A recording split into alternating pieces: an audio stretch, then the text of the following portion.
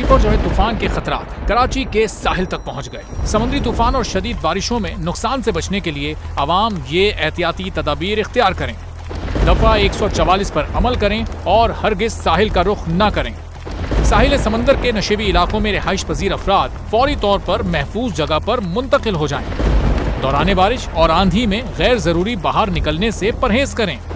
तमाम जरूरी अद्वियात प्लास्टिक के बैग में अपने साथ रखें। बिजली के तार और खंभों से दूर रहें और उन्हें हरगिज ना छुएं, ये जानलेवा हो सकती हैं।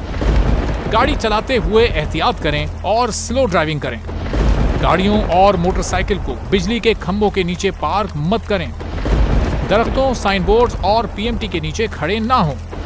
जनरेटर या पानी की मोटर को गीला होने से हत्तुल इम्कान बचाएं।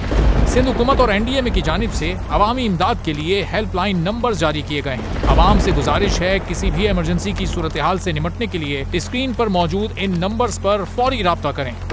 आंधी और तूफान से बचने की दुआ। ए अल्लाह, इसे रहमत बना और इसे अजाब ना बना। ए अल्लाह, इसे नफे वाली हवा बना और नुकसान वाली हवा ना बना।